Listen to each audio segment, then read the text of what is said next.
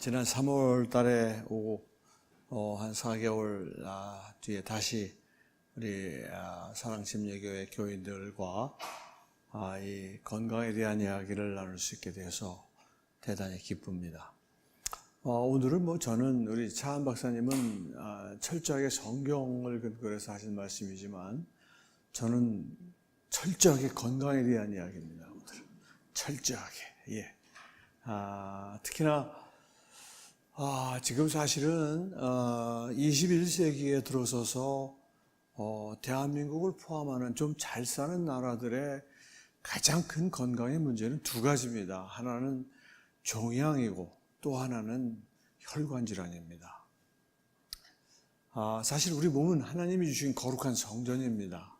우리가 잘 지켜야 됩니다. 여러분들 질병을 잘 생각해 보시면 사실은 인간들이 다 자초한 것입니다. 질병. 제가 사실은 모세의 죽는 모습을 전에 강의에서 말씀드린 적이 있지만, 모세가 죽을 때 120세였지만 그의 눈이 흐리지 아니하였고 기력이 쇠하지 아니하였더라. 아마 신명기 34장 7절 말씀을 제가 여러분들에게 드렸던 기억이 나는데, 여러분들 모세처럼 죽어야 됩니다. 사실은 그게 하나님이 지으신 원래 인간의 원형입니다. 죽을 때 우리가 눈이 망가져서 죽는 게 아니라, 눈이 흐리지 않았다는 얘기는 어떤 한 장기가 망가져서 죽는 것이 아닌 것이 하나님께서 우리 생명을 지어놓으신 질서라는 그런 뜻입니다. 그리고 우리는 흔히 기력이 다해서 죽는 줄 알지만 그렇지 않다는 거예요. 사실 오늘 제가 그 얘기를 하러 온 건 아니기 때문에 여러분들 그 얘기를 다시 반복하지 않습니다만은 아무튼 지금 제가 말씀드린 종양이든 혈관 질환, 다 우리의 욕심 때문에, 우리의 죄성 때문에 다 시작된 질환들입니다. 정말 너무나 많은 사람들이, 여러분 지금 돌아가시는 분들을, 질병으로 죽는 분들의 거의 7, 80%가 종양과 혈관 질환으로 돌아가십니다. 그래서 아마 종양에 대한 것도 제가 결국은 와야 되지 않을까 하는 그런 생각. 우리 사랑침례교회를 통해서 또 만천하에 제가 평생을 또 종양을 전공했기 때문에 우리 크리스찬들 여러분들 정말 종양으로 죽는 것은 너무나 슬픈 일입니다. 물론 우리 기독교인들은 그저 우리가 약해졌을 때 기도하는 것으로 하나님께 더 간절히 기도할 때 우리는 더 강해진다. 이렇게 사도 바울의 고백을 우리가 항상 많이 말씀을 나누지만, 그러나 질병은 고통입니다. 그걸 축복이라고 얘기할 수는 없습니다. 질병은 아무튼 우리가 어떻게든지 하나님이 주신 우리 성전을 우리가 정말 거룩하게 건강하게 시켜서 모세처럼 그냥 하나님이 정해주신 시간이 되면 눈을 감게 되는 그런 삶을 살아야 된다는 거예요. 오늘은 일단은 이제 혈관 질환에 대한 거를 하고 그거와 비타민C의 관계를 여러분에게 말씀을 드려요. 이미 제가 얘기를 했기 때문에 결론은 잘 아시는 거지만, 혈관 질환과 관련돼서 조금 아주 전문적인 얘기를 하려고 그래요. 그래서 사실은 의사 선생님들이 사실 들어야 될 그런 이야기이기는 합니다. 저는 사실은 이 질병 현상에 대해서 깊이 있게 연구하는 사람입니다. 임상의사 선생님들은 환자들에 치여서 그 질병 현상을 깊이 볼 시간이 없으십니다.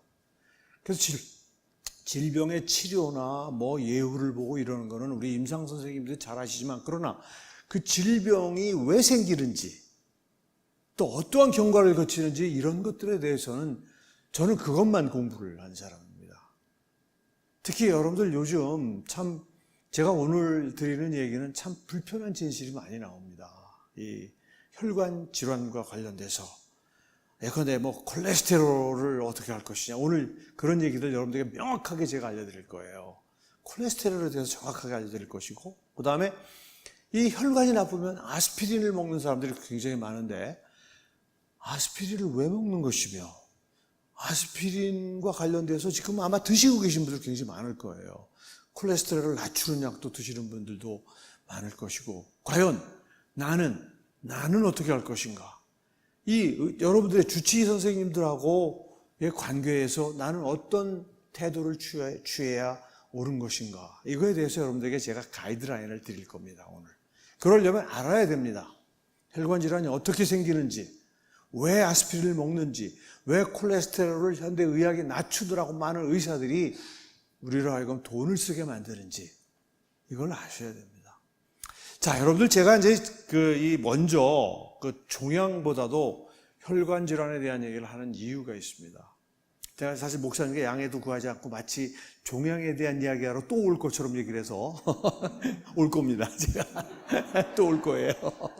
또 와서 여러분들 너무 중요하기 때문에 그건 해야 됩니다. 그리고 제가 사실은 곧 정년을 하는데 정년 뒤에는 제가 좀 종양과 관련된 근본적인 일을 지금 계획하고 있습니다. 그래서 아무튼 다음번엔 언제 될지 모르겠어요. 언제 될지 모르지만 종양에 대한 우리 크리스찬들이 어떻게 내가 종양에 걸렸을 때 또는 종양에 안 걸리려면 어떻게 해야 될지 하는 그런 이야기도 한 번 더 제가 나누려고 합니다. 혈관 질환은요, 여러분들 사실은 제가 의과대학을 다니던 1970년대 중후반 정말 없었습니다. 그때 우리보다 수십 년 앞서 있던 미국에서 엄청나게 큰 문제를 일으키고 있었던 질환입니다. 그런데 2000년 넘어서면서 우리나라가 똑같이 되고 있다는 겁니다. 정말 혈관 질환으로 돌아가시는 분 정말 드물게 고혈압이나 당뇨를 앓으시는 집안의 어른이 겨울철 또는 겨울철이 끝나는 계절에 갑자기 쓰러져가지고 응급실에 실려가는 그런 예 외에 사실은 40대, 50대가 혈관 질환으로 쓰러져서 응급실에 들어온 게 그렇게 흔한 일이 아니었습니다. 근데 요즘은 여러분 정말 혈관 질환이 얼마나 많은지요. 이제는 그냥 주위에서 가까운 사람들이 이제 30대 중반인데 아침에 안 일어난다는 거예요. 죽었다는 거예요. 그런 소식을 굉장히 자주 듣습니다. 이제 30대 중반인데, 40대 초반인데, 너무나 많아요. 응급실에도 여러분들 혈관 질환으로 실려 들어오는 사람이 얼마나 많은지 몰라요. 그것뿐이 아니에요. 여러분들 이미 우리나라가 너무나 잘 살게 돼가지고 질병을 많이 검진을 통해서 보잖아요. 그래서 혈관도 검사를 합니다. 그래서 그 혈관이 당신은 정말 심각합니다 해가지고 요즘은 여러분 아시죠? 혈관 질환은 사실은 빨리 잘 검진만 받으시면 죽지 않는 그런 시대를 살고 있죠. 소위 스텐트라고 하는 것이 발달이 돼가지고 여러분들 오늘 제가 먼저 혈관 질환은요. 그래서 안 죽을 수가 있다는 거예요. 혈관 질환은 막을 수가 있어요.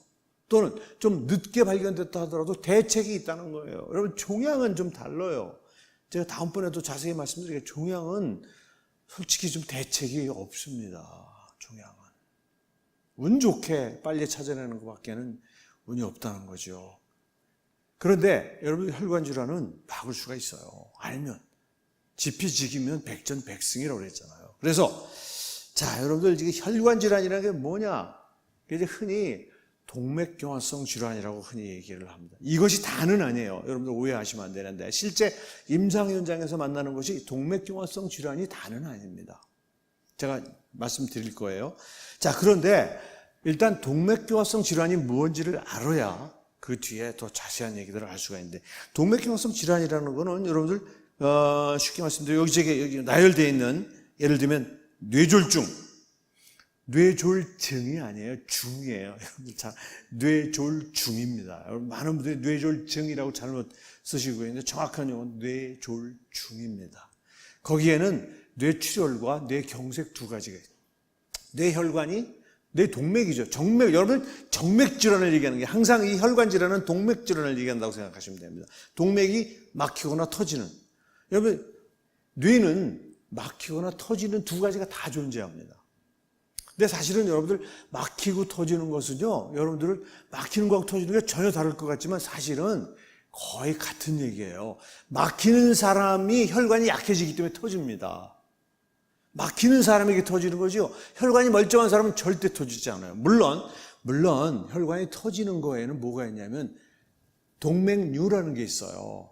여러분들 하나님이 우리 몸을 잘 만드셨지만 이게 똑같게 거의 만드셨어요. 근데 유전적으로 결함이 생겨서 혈관벽이 조금 한 군데가 약해지는 분이 있어요. 약해질 수가 있어요.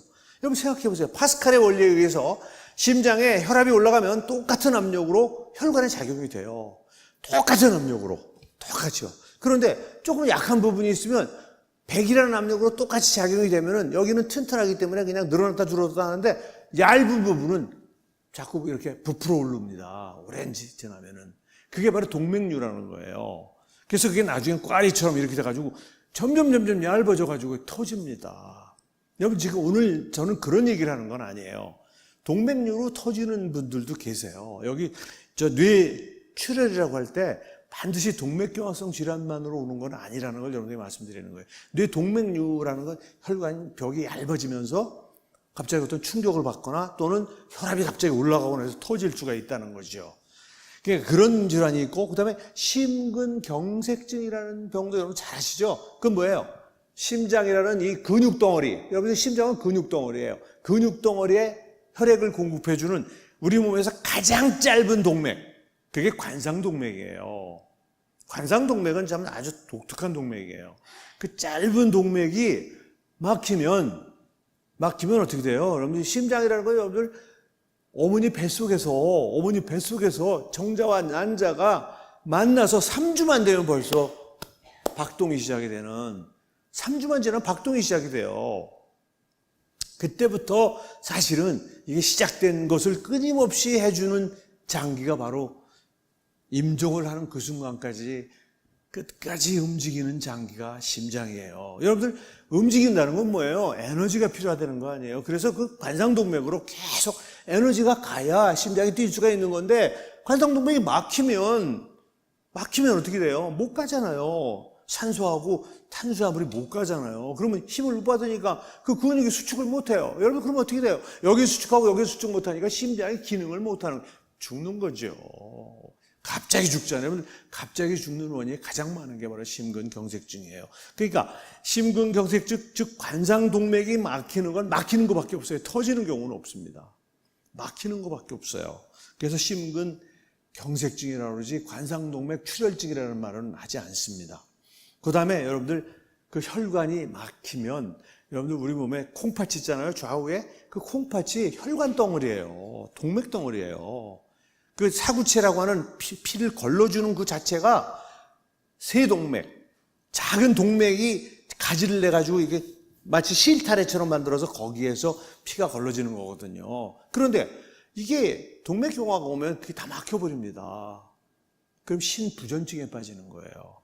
그러니까 혈관성 신부전 등도 역시 동맥경화성 질환이라고 얘기하는 것이고, 자, 그 다음에 여러분들 혈관성 망막 질환이라는 게 있어요. 여러분 망막은 이게 신경기관이고 여러분들 이 시각을 만들어주는 그런 그 장기예요. 하나의 신경 조직이에요. 망막은 여러분들 뭐 눈이기 때문에 그냥 이런 하나의 장기로 생각하시면 되고 신경 조직인데 거기에 여러분들 굉장히 혈관이 많이, 동맥이 많이 분포가 되어 있는데 그 혈관이 막히면 실명을 하죠. 시각적인 안 일어나요.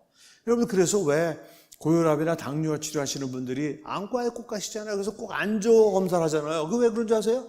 고혈압이나 당뇨가 바로 혈관이 막히는 임상적인 원인이라는 거예요. 클래시컬한, 지금까지 내과 선생님들이 가장 관심을 가지고 그 치료할 때 보는 이 질환이 고혈압하고 당뇨입니다. 고혈압 당뇨 환자는 뭐 영락없이 반드시 그 안과를 들려가지고 오래 치료 받으신 분들, 치료를 오래 받으신 분들은 영락없이 가서 안조를 보는데 뭘 보는 건지 아세요? 바로 망막에 있는 혈관이 얼마나 막혀 있는가를 보는 거예요. 이게 막히면 실명이 오는 거예요. 여러분들 그러니까 쉽게 말씀드리면 이 동맥혈관성 질환이라고 하는 것은 지금 여러분들이 실생활 속에서 볼 수 있는 것은 이 4가지 정도로 보시면 돼요. 예컨대 팔다리에 동맥이 막혔다. 죽습니까? 안 죽습니까? 안 죽어요. 그래서 우리가 팔다리 동맥 막히는 건 물론 막혀가지고 다리가 아프고 힘을 못 쓰시는 분들 물론 거기에도 스텐트를 하는 그런 경우가 있지만 죽지는 않잖아요. 여러분 뇌동맥 막히면 죽어요. 의식을 잃어요. 심장동맥은 그냥 즉사하는 거고요. 관상동맥이 막히면 그냥 바로 죽는 거란 말이에요. 그래서 제가 그 핵심이 되는, 그 다음에 여러분들 이 눈, 망막동맥 실명이에요. 여러분 실명하면 그 삶은 정말 얼마나 힘듭니까? 실명을 하면요. 그 다음에 콩팥집만 가진 것도 마찬가지죠. 그래서 제가 이 네 가지, 우리 몸에 동맥이 왜 고기밖에 없습니까? 그게 아니고 실제 질병으로 우리의 삶에 치명적인 그런 그 변화를 주는 질환 네 가지다. 자, 여러분들 이 동맥경화성 질환은요, 제가 여기 와서 지난번에 강의할 때도 말씀을 드렸어요. 이거는 너무나 잘 알려져 있는, 제가 멋대로 떠드는 얘기가 아니에요. 학술적으로 이미 잘 알려져 있는 얘기입니다. 우선 동맥경화성 질환은요, 동맥에 내피가 손상이 돼야 돼요. 손상. 여러분들 빨간 박스 안에 들어있는 거 보세요. 혈관 내피가 손상이 와야 돼요.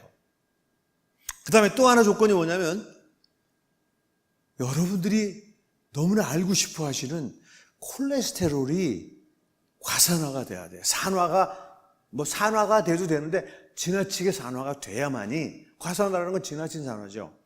이 두 가지 조건이 딱 만족되면은 나이 상관없어요. 즉시 시작되는 거예요. 이 두 가지 만족이 되면.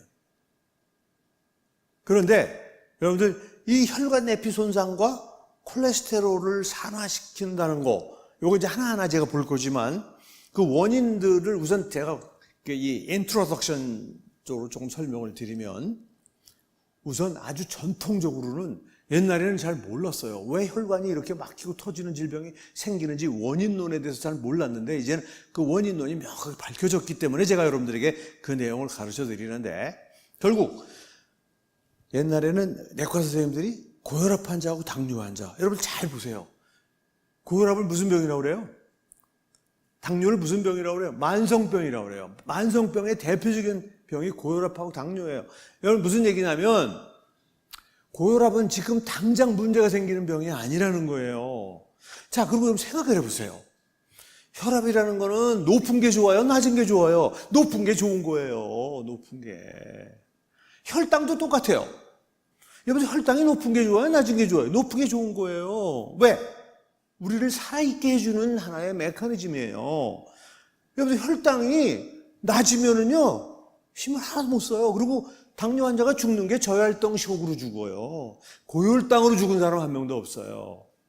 고혈당은 증상이 없어요. 왜? 기분이 좋은데 에너지가 쫙쫙 가니까 좋죠. 증상 없어요. 고혈압도 마찬가지예요. 여러분, 고혈압은 증상이 없어요. 저혈압이 와야 그냥 비실비실하고 눈도 못 뜨고 그냥 막 좋은 운동 많은 운동 그러고 사는 게 저혈압 환자인 거예요. 여러분, 고혈압 환자는 증상이 없어요. 제가 왜 이런 말씀을 드리냐면, 여러분들이 고혈압약과 혈당약을 드시는 분들이 예를 들어서 여행을 가셨는데 약을 빼놓고 온 거야. 난리가 납니다. 막 그냥 불안해서 어쩔 줄 모르는 거예요. 여러분들 그 며칠 고혈압약 안 드시고 고혈당약 안 드셨다고 죽지 않습니다. 죽지 않아요. 고혈압하고 고혈당은요, 여러분들 최소한도 30년 정도 그 높은 혈당과 높은 혈압을 방치했을 때 제일 큰 문제가 혈관이 망가지는 문제인 거예요. 그래서 우리가 만성병이라고 그러는 거예요. 여러분들 혈압은 응급실에서 제일 염려하는 건 저혈압이에요. 그 응급실에 간호사들이 혈압을 재는 게 혈압이 높은 걸 재는 게 아니라 낮은 걸 걱정해서 재는 거예요. 위에 혈압이 80 이하로 떨어지면 긴장합니다. 60 이하로 떨어지면 뇌에 혈액이 공급이 안 돼요. 혈압이 일단 높지요? 그러면 간호사가 걱정을 안 해요. 천천히 봐도 되거든요. 혈압이 낮으면 긴장을 하고 막 응급팀이 튀어나오는 거예요. 여러분들 무슨 얘기냐면, 그러니까 혈압은 원론적으로 높은 게 좋고 혈당도 높은 게 좋은데, 의사 선생님들이 보니까 혈압은 130이나 180이나 똑같더라는 거예요. 나한테 에너지를 공급하는데 충분하더라는 거예요, 130이면. 그러니까 180일 이유가 없죠. 병적으로 그렇게 높은 사람들 그래서 낮추려는 거예요. 왜 그런가 봤더니, 여러분 생각해 보세요. 상식적으로. 혈관 내피 손상이라는 거는, 내피 손상이라는 물리적으로 오는 거예요. 화학적으로도 올 수 있지만 물리적으로 올 수가 있어요. 여러분, 피가 어디로 가요? 동맥으로 가는 거예요. 심장이 짜지면 동맥을 타고 쫙, 그래서 여러분들 동맥의 탄력성은 대단해요. 특히 대동맥 같은 경우는 심장에서 이걸 팍 그냥 쫙 늘어났다가 쫙 줄어도 자동적으로 스프링처럼 쫙 기가 막힙니다. 하나님이 얼마나 멋지게 만들어 주실지 몰라요. 그래서 여러분들 그 혈관은요, 끝으로 가면은 맨 끝에 혈관들은 거기에 평혈관이 있어 자기 스스로 혈압을 만듭니다. 또 기가 막혀요. 그러니까 여러분들 왜 달동네까지 피가 안 가잖아요. 하나님은 인간이 생각하는 거하고는 상상도 못해요. 달동네에다가 모타를 거기다 다시 달아놨단 말이에요. 심장이 쫙 보내잖아요. 보내면 저 말단에 가면은 이 혈관의 저항 때문에 심장의 혈압이 거기까지 못 갑니다. 아주 작은 동맥이 되면요. 그 동맥은요, 스스로 수축을 합니다. 스스로 수축을 해서 혈압을 만들어내는 거예요. 기가 막히게 만들어져 있어, 우리 몸이요. 그러니까 여러분들 무슨 얘기냐면, 혈압이 높은 것은 사실은 30년, 40년에 걸쳐서 일어나는 만성병으로 우리 혈관을 망가뜨린다는데 문제가 있다는 거에 대한 인식을 하셔야 돼요, 일단. 혈당도 마찬가지란 말이에요. 한 일주일 혈당 조절 안 했다고 전혀 아무 일도 일어나지 않아요. 한 일주일 혈압이 높았다고 혈압이 터질 줄 아세요? 여러분들, 하나님은 우리 혈압 그렇게 쉽게 혈관이 터지게끔 만들어 놓지 않으세요. 얼마나 잘 만들어 놓으셔요. 안 터집니다. 쉽사리 터지지 않습니다. 그래서 우리는 고혈압과 고혈당, 즉 당뇨병을 만성병이라고 그러는 거예요. 제가 그래서 이제 어른들, 연세가 70이 훌쩍 넘어와서 80 되시는 분들, 그냥 막 혈압약을 그냥 뭐 챙겨서 막 드시는데 여러분들 안 드셔도 돼요. 그래서 얼마인가 봤더니 혈압이 150이야. 근데 그 150을 그냥 130으로 낮추시려고, 아니 얼마나 사시려고? 예? 한 200세 사시려고요? 이런 사실을 잘 모르셔서 그래요. 여러분들 연세 드신 분이 150의 혈압을 120, 110으로 낮추면요, 팍팍 쓰러지십니다. 막 쓰러지십니다. 저는 그래서 75세 이상 되신 분들은요, 체중도 줄일 생각하시지 마시고 체중을 새롭게 줄이려고 좀 하세요. 그래서 혈압도 낮추려고 그럴 거 없어요. 혈당도 한 100에서 120 정도면 걱정 안 하셔도 돼요. 괜찮습니다. 이 얘기 듣고 저 무식한 저 해부학 교수 막 이렇게 저한테 욕하실 임상 선생님들 계시겠지만 여러분들, 이건 살아있는 지혜입니다. 여러분들 그분들은요, 질병만 봐요. 질병만. 자기들이 배운 표준만 생각한단 말이에요. 저는 우리 장인어른 고혈압 치료 하면서 제가 얼마나 정말 기가 막히고, 우리 장인어른 결혼해서 딱 갔을 때 글쎄 혈압이 재지질 않더란 말이에요. 220에 180이야. 그걸 모르시고 사신 거야. 그래서 제가 뭐 당장 지금 거의 40년 전의 일이잖아요. 우리 병원에 모시고 갔죠. 그 혈압을 글쎄 정상으로 낮춘다고 그냥 막 약을 써서 혈압을 낮추시는데 우리 장인어른이 그냥 일어나다 계속 쓰러지시는 거예요, 그냥. 220에 180으로 사시던 분을 130에 90, 80으로 막 낮추니까 여러분 어떻게 될 것 같아요? 못 살아요. 나 그 약 안 먹는다고 막. 약 먹으면 막 쓰러지는 거예요. 여러분 생각해 보세요. 220, 180으로 사시던 분을 130에 80으로 떨어뜨려 놨으니, 인간은 여러분 기계가 아니에요. 하나님은 생명체를 그렇게 간단하게 만들어 놓지 않았어요. 그 얘기 무슨, 우리 장인어른은 220에 180 아주 너무나 행복하게 살고 계시더라고요. 예? 무슨 증상 없어요. 내가 오히려 혈압을 치료해 주면서부터 막 어지러워가지고 막 쓰러져가지고 다치실 뻔하고 오히려 그러더라 이 말이에요. 여러분들 그게 바로 그걸 그러니까 서서히 낮춰야 돼요. 180에서 150 그렇게 몇 달 사시게 하다가 그 다음에 150에서 뭐 120 이렇게 단계적으로 낮춰야 되는데, 그냥 책에서 130 이하로 낮춰라 라고 의사 선생님들 배우고 그냥 그냥 당신 아직도 몰랐어 막 그냥 야단쳐가면서 그냥 약을 막 강화하라는 거예요. 그렇게 하면 안 됩니다. 여러분들 혈압을 치료하시면서 내가 어지럽다고 생각하시면, 지금 혈압약을 먹는데 너무 어지럽다. 여러분 살아야죠. 우선 혈압 치료하다 쓰러져서 다칠 일이 있습니까?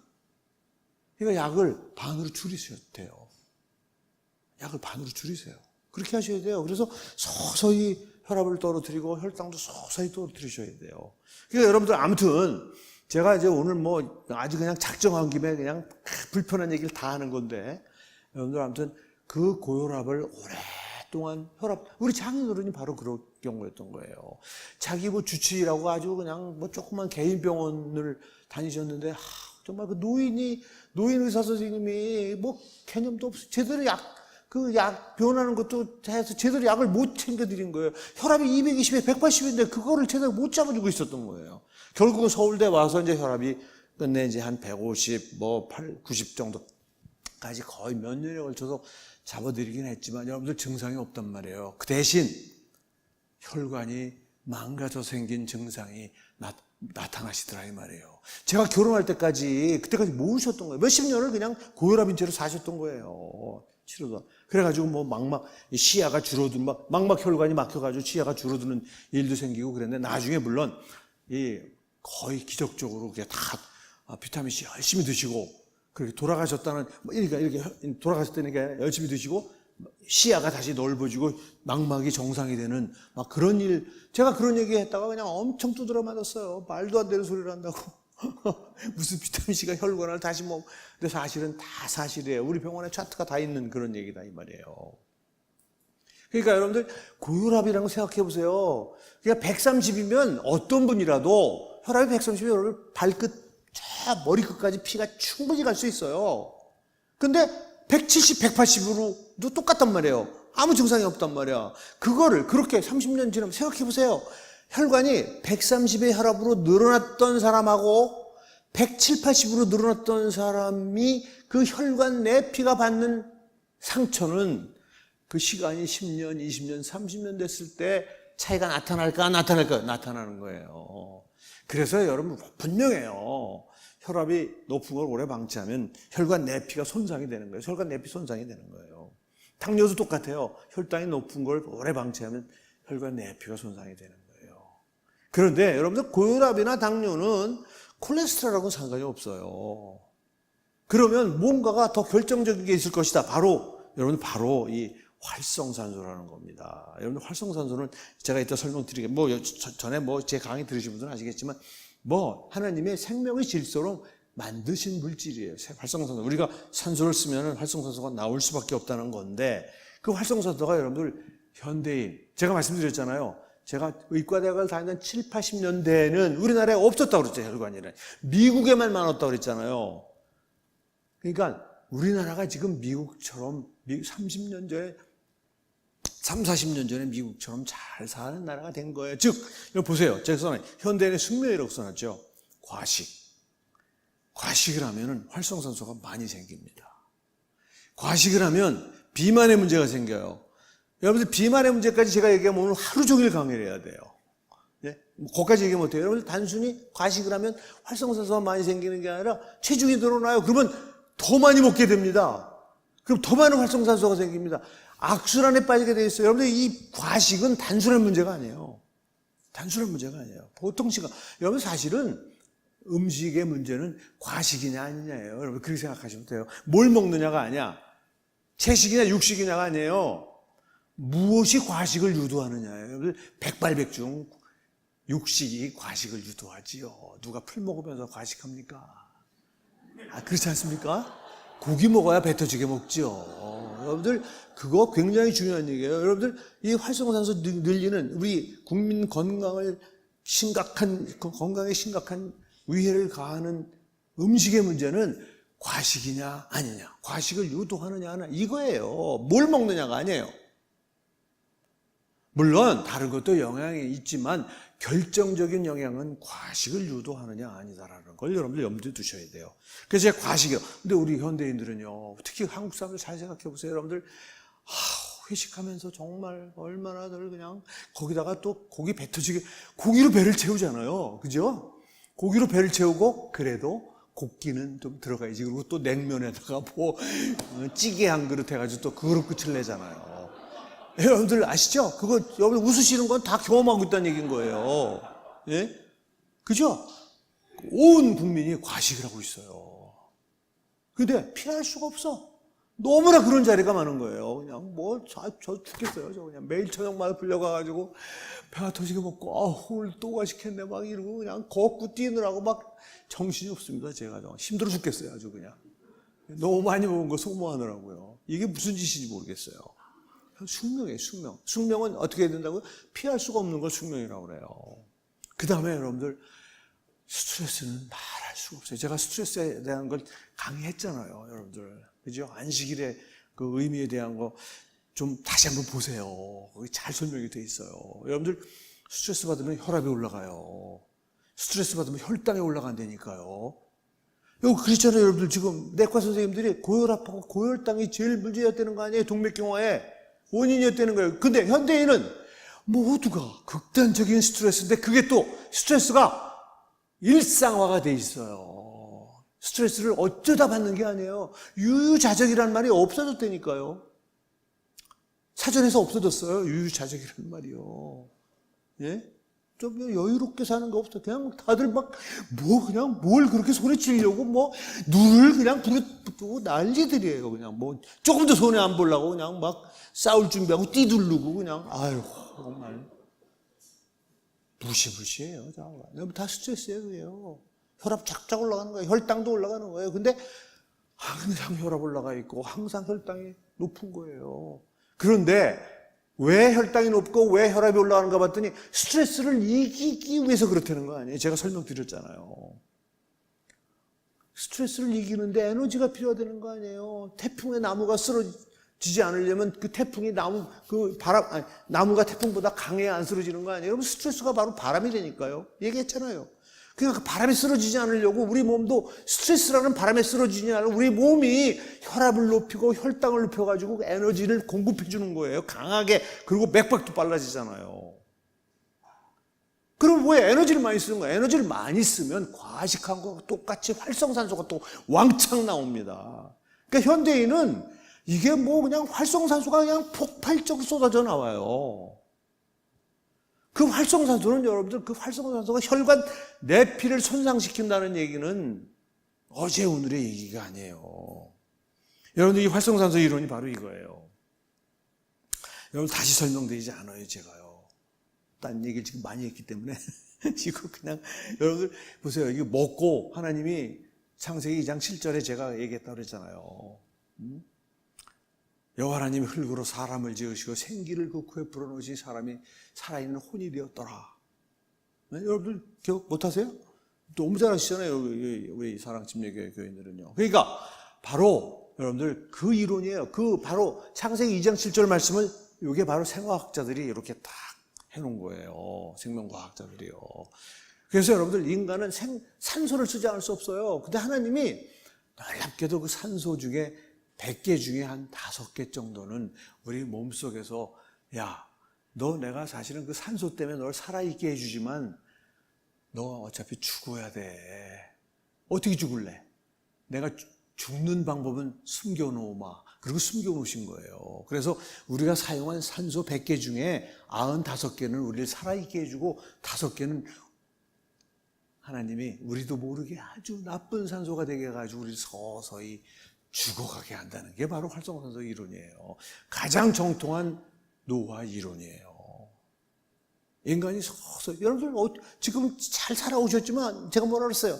잘 죽어오신 거예요. 지금 죽어가고 계신 거예요. 여러분들 지금 사람이 4층에서 이러고 앉아 계시지만 사실 여러분 앉아 계신 이 지금 의자가 무덤을 향해서 지금 가고 있어요. 서서히. 여러분 못 느끼실 분이에요. 얼마나 멋있어요. 그게 하나님의 방식인 거예요. 여러분들이 내가 죽어가고 있다고 생각하면요, 이거는 불안해서 못 삽니다. 죽어간다고. 우리 100세 넘으신 김영석 박사님이 돌아가실 생각을 전혀 안 하시더라고요. 내일쯤 죽을 거라는 생각 전혀 안 하시는 것 같아요. 너무 행복하죠. 네? 누구도 마찬가지예요. 100살 먹었다고 죽고 싶다는 말은 다 거짓말이에요. 왜 죽고 싶어요? 더 살고 싶지. 여러분, 인간의 본능이에요, 그게요. 그런데 그럼에도 불구하고 무덤은 가까워지고 있는 거예요. 결코 멀어지지 않습니다. 그게 바로 그 5%의 산소가 독성이 강한, 여러분, 그거는 제가 주장하는 게 아니라 이미 학문적으로 잘 연구되어 있는 그런 이론이에요. 그 이론, 그래서 여자들이 산소를 덜 쓰기 때문에 남성들보다 한 10% 정도 오래 삽니다. 여러분들 그거 제가 설명드렸는데 다 까먹으셔서 다시 한번 들어보세요. 오늘 그 얘기까지 할 시간은 없으니까요. 자, 아무튼 여러분들 그 활성산소는요, 만들어지면 즉시 혈관으로 돌아다니면서 가장 많은 손상을 주는 게 뭐냐? 혈관이에요. 혈관 내피. 혈관으로 다니면 부딪히는 게 혈관 내피예요. 혈관 내피에 다니면서 손상을 준다는 연구는 수도 없이 많은 논문으로 이미 1990년대 초반에 뭐 수도 없이 많은 논문이 나와 있어요. 혈관 내피 손상을 그 활성산소가 준다고 하는 연구는 이미 다 연구가 끝이 났어요. 더 이상 연구하지 않습니다. 이제 아직 진리가 되어 있어요. 그러니까 여러분들 아까 말씀드린 현대인은 고혈압 환자, 당뇨 환자가 아니라도 스트레스 때문에 항상 경계성 고혈압, 경계성 당뇨 이게 계속되어지고 있어요. 삶에서. 어쩌다가 아니고.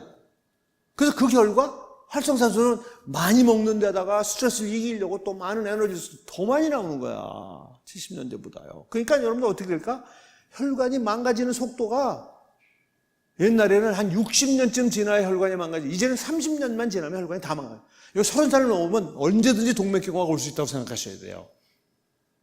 그리고 제가 이제 콜레스테롤 얘기를 드릴 텐데 아무튼 여러분 활성산소 이론을 이해하셨을 거로 믿고 이게 여러분들 정말 이거 여러분들에게 설명하기는 어려운 얘기인데 여기 지금 뭐라 그럴까 주황색으로 되어 있는 갈색으로 되어 있는 요 놈이 바로 그러니까 노란 것이 바로 콜레스테롤이에요.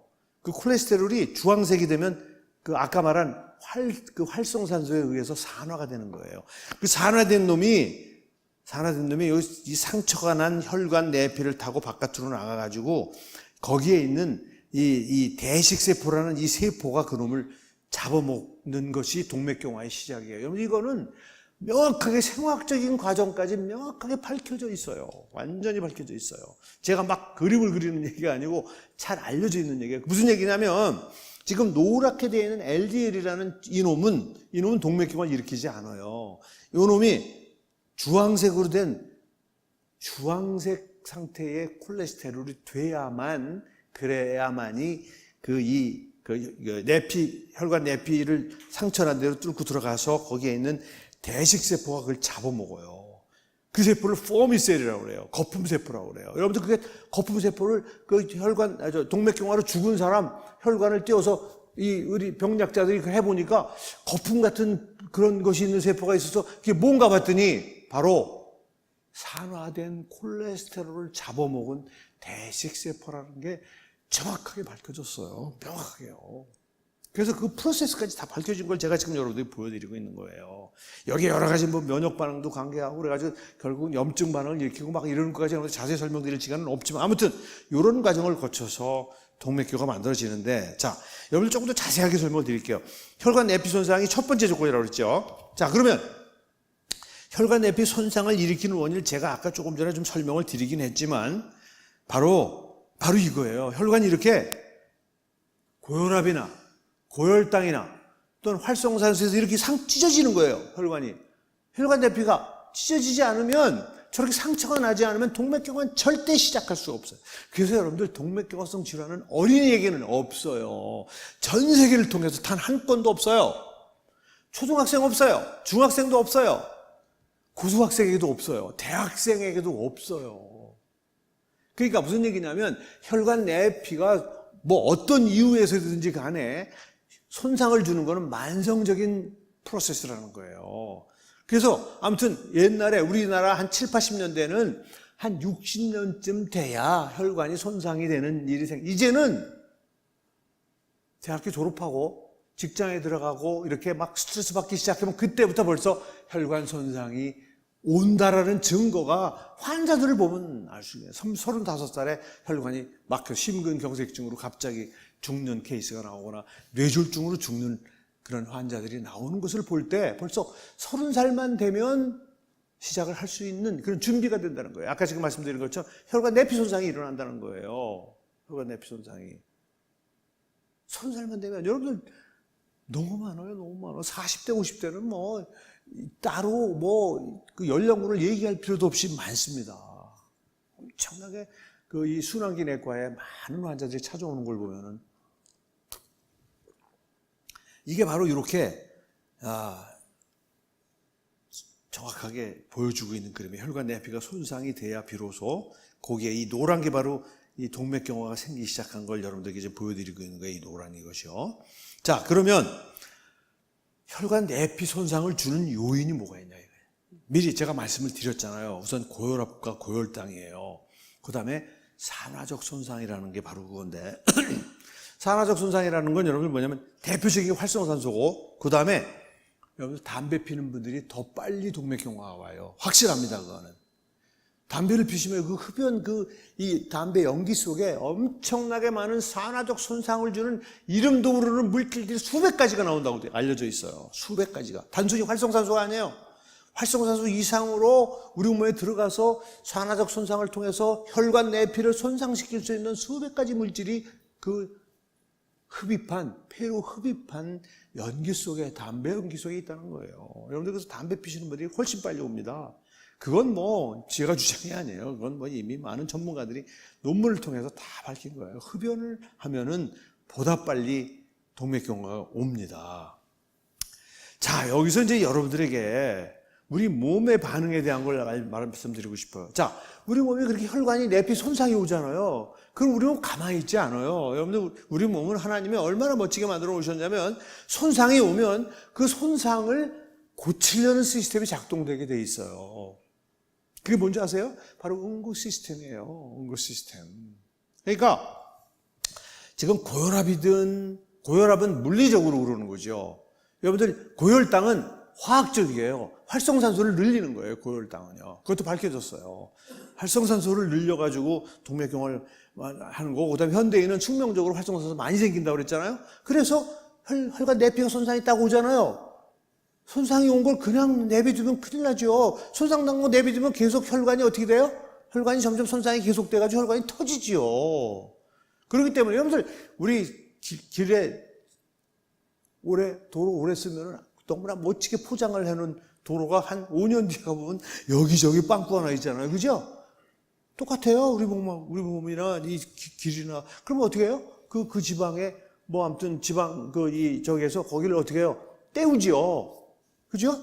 도로 포장을 다시 하지 않죠. 때운단 말이에요, 일단은요. 그러다가 이제 한 10년, 15년 지나면 도로 포장을 또 깔끔하게 다시 하지만, 아무튼 리페어 시스템이 있는 거예요. 그게 바로 응고 시스템이에요. 자, 그러니까 여러분들 여기서부터 이제 이게 복잡해지는 거예요. 여러분 생각해 보세요. 응고 시스템이라는 거는 피떡이 만들어지는 거예요, 피떡. 여러분 피가 나면 어떻게 되죠? 피가 나면 혈관이 찢어진 거예요. 여러분들 사실은 이 조직이 찢어지면 우리 몸에 혈관이 없는 곳이 없기 때문에 여기에 이렇게 찢어졌는데도 보고 피가 안 나면 그 사람은 이상한 사람이에요. 피가 날 수밖에 없어요. 혈관이 어떤 혈관이고 다치게 돼 있단 말이에요. 그러면 그 혈관을 떼어주기 위해서 응고 시스템이 작동돼가지고 피가 나오다가 딱딱하게 굳어지잖아요, 여러분. 그죠? 그렇게 하면서 그 안이 싹 치유가 되잖아요. 계속 피가 납니까? 아니잖아요. 바로 응고 시스템이 리페어 시스템이에요. 마치 도로가 살짝 이렇게 나면 그걸 떼우는 시스템이란 말이에요. 자, 여러분들, 그러니까 우리 몸에서는요, 아주 약하지만 계속해서 응고 시스템이 작동이 되고 있어요. 그런데 현대로 오면서 점점 그게 심해지고 있어요.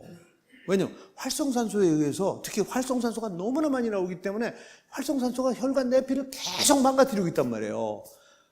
눈에 보일 정도로 망가지면 리페어 시스템이 딱 가가지고 응고가 돼가지고 거기를 싹 떼어주는 일, 그냥 정신이 없는 거예요, 그냥. 정신이 없는 거예요. 이게 우리 몸이에요.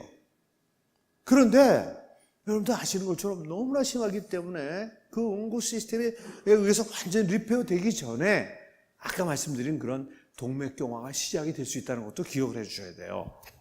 자, 여기서 제가 이제 여러분들에게 굉장히 중요한 문제를 말씀드리는데, 이제 여러분들 중에 아스피린을 의사 선생님 처방에 의해서 드시고 계신 분이 계시다는 거예요. 자, 여러분 한번 생각해 보세요. 아스피린을 드시면 어떤 일이 생기냐면, 지금 어차피 우리는 양의 문제일 뿐이지 활성산소나 고혈압이나 뭐 이런 거에 의해서 혈관이 망가지고 있는 건 확실한 사실이에요. 살아있는 한은 어쩔 수 없어요. 그래서 그걸 응고 시스템이 계속해서 거기를 리페어를 해주고 있는데, 아스피린을 먹으면 어떤 일이 생기느냐? 아스피린을 먹으면 리페어를 못 해줘요. 리페어를 막는 거예요, 아스피린이. 네? 여러분 무슨 얘기인지 아시겠어요?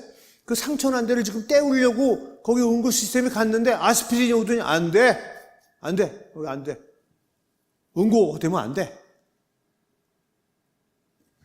그거를 1년, 2년, 3년, 4년, 5년쯤 하면 어떻게 될까요? 여러분들 상처난 데가 리페어가 안 되고 계속 상처가 깊어지죠. 상처가 점점 깊어져요. 당연한 거예요. 어떤 일이 생길까요? 나중에 혈관이 터집니다. 그래서 아스피린을 오래 드신 분들의 특징이 뭔지 아세요? 툭 부딪히면 멍들어요. 너무 쉽게. 그리고 어떤 분은 코피를 1시간 동안 지혈을 못 시키고 있어요. 응급실에 실려가요. 그러고도 먹어. 이야, 정말 그분은 정말 안타까운 분이에요. 그러니까 여러분 지식이 편협이 되면 얼마나 무서운지를 보여주는 거예요. 자, 그래서 제가 여러분들 좀 이 저용량 아스피린을 장기 복용을 하는 이유에 대해서 한번 굉장히 복잡합니다. 이건 정말 잘 하셔야 되는데. 자, 여러분들 사실은 아스피린은요, 첫 번째는 이게 요즘 이 과학자들이 건강에 대해서 연구하는 과학자들의 연구 결과는 보면은요, 염증이 모든 병의 원인이다. 암도 염증이 원인이다. 그렇게 알려져 있어요. 그 비만도 염증이다. 그렇게 얘기할 정도예요. 여러분, 비만이 굉장히 중요한 여러 가지 병의 원인이에요. 단순히 대사성 질환만의 원인이 아니에요. 비만이요. 비만도 염증이 하나다. 그렇게까지 지금 나와 있을 정도로 아무튼 염증. 그러니까 여러분 무슨 얘기냐면 염증을 가라앉히는 치료는 굉장히 건강에 도움된다는 게 90년대 말 2000년 초에 엄청난 연구를 이뤘어요. 그래서 그때부터 그냥 아스피린이 여러분 굉장히 중요한 소염제 아니에요. 굉장히 안전한 소염제지요. 그래서 굉장히 많은 연구가 됐어요. 여러분 아스피린이 나쁘다는 얘기가 아니에요. 좋아요. 굉장히 좋다는 연구가 많이 돼 있다니까. 심지어는 대장암을 막는다는 얘기도 있고 아무튼 종양 발생을 막는 것부터 시작해가지고 아스피린의 좋은 점은 이루 말할 수 없어요. 또 하나. 여러분 또 하나. 여러분 아까 제가 동맥경화성 질환이 혈관을 막는 것 문제를 얘기했는데 혈관을 막는 이유 중에 또 하나가 뭐가 있냐면요. 혈전색전증이라는 게 있어요. 영어로 스롬보엠볼리즘이라는 거예요. 이거 의사 선생님들 때문에 제가 스롬보엠볼리즘이라는 건 뭐냐면 여러분들 원래 살아있는 혈관 안에는 피떡이 생기면 안 돼요. 피떡이 생기면 안 돼요. 절대 살아있는 혈액이 돌아다니는 피 속에서 피떡이 만들어지지 않는데 제가 말씀드렸잖아요. 활성산소에서 혈관 내피가 손상이 오면 아주 마일드하게 이런 눈에 보이지 않는 작은 혈전을 만들어서 거기를 도포해주는 그런 응고작용이 일어난다 그랬죠. 그런데 그게 심하면 피떡이 더 크게 생길 수 있죠. 당연히요. 그렇기 때문에 임상적으로 보면은요, 요즘 현대인들은 단순히 그냥 동맥경화에서 오랜 기간 동안 혈관이 아까 제가 말씀드린 산화된 콜레스테롤을 잡아먹은 그것에 점점 혈관이 좁아져가지고 막히는 그게 아니고 상처가 너무 심해서 그거를 리페어 하려고 작동된 응고 시스템이 너무 지나치게 활성화가 돼서 이만한 핏덩어리가 생기는 거예요. 멀쩡한 혈관 속에서. 여러분들 현대인은 그런 사람들이 있다는 거예요. 임상의사들의 환자 케이스에 의하면. 그래서 여러분 생각해 보세요. 그게 대개는 피가 늦게 흐르는 정맥에서 많이 생겨요. 피떡은요. 그러면 정맥에서는 피떡이 아무 문제를 일으키지 않아요. 왜? 정맥은 여러분들 흐르는 방향이 혈관이 이 구경이 작은 데서 구경이 큰 데로 가기 때문에 아무 문제가 없어요. 그래서 심장까지는 아무런 문제 없이 가는데 심장에서 이제 대동맥을 타고 온몸으로 동맥을 타고 가잖아요. 동맥은 특성이 어떻게 돼요?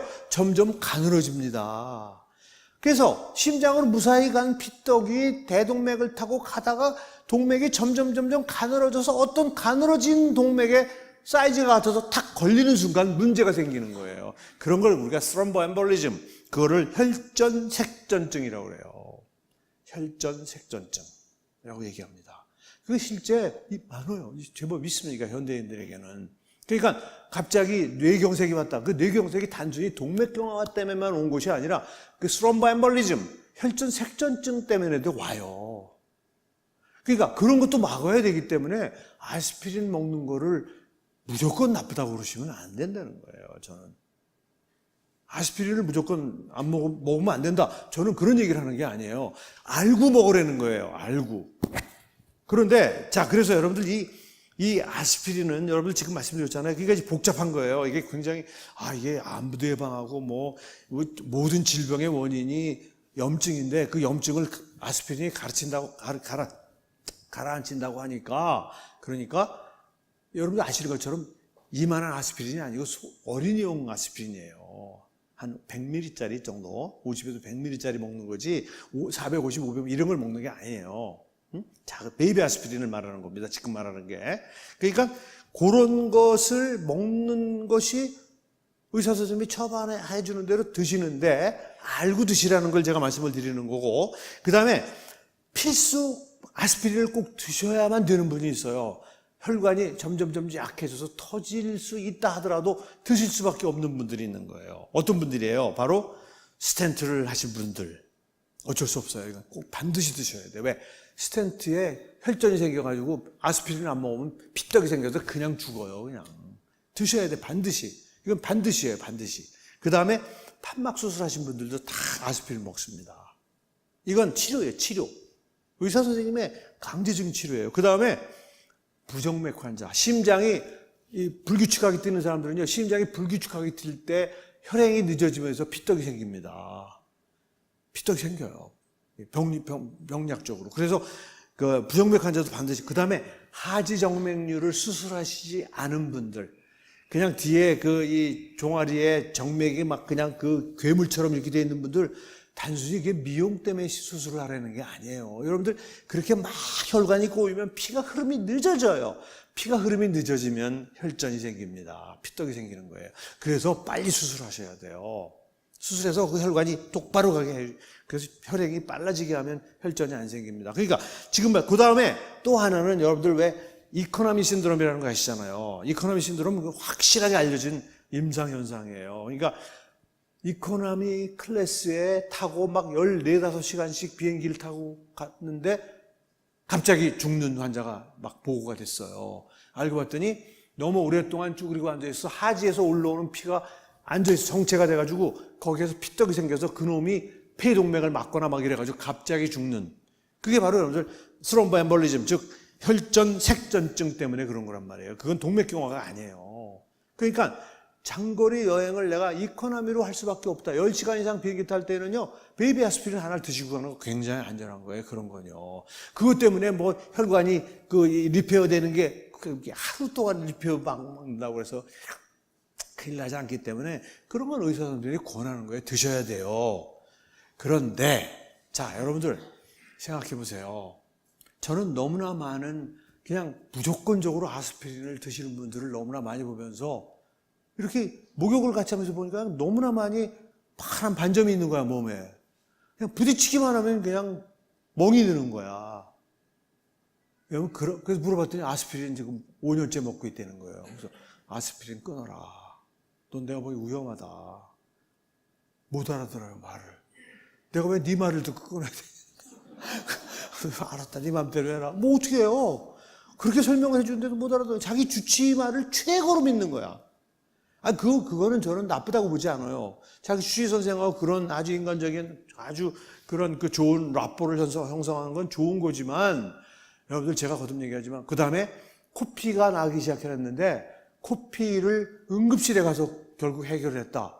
이런 경험이 있는 사람, 또는 남자분들은요, 면도를 하시잖아요, 면도. 면도기 전기 면도기를 하지 말고, 블레이드 가지고 전 블레이드 가지고 면도를 하는데, 색으로 바꾸면 영락없이 살짝 비어요. 그래서 피가 납니다. 그러면 대개 보통은 여러분들 휴지 같은 걸 이렇게 한 10초나 한 20초 누르고 그냥 나가면 끝나잖아요. 그런데, 피가 주르륵 떨어져 있다?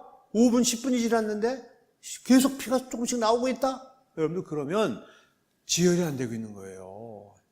굉장히 중요한 아스피린을 끊어야 되거나 양을 더 줄이거나 또는 일주일에 한 2-3번만 먹는 이런 식으로 아무튼 잘 절충을 하셔야 돼요.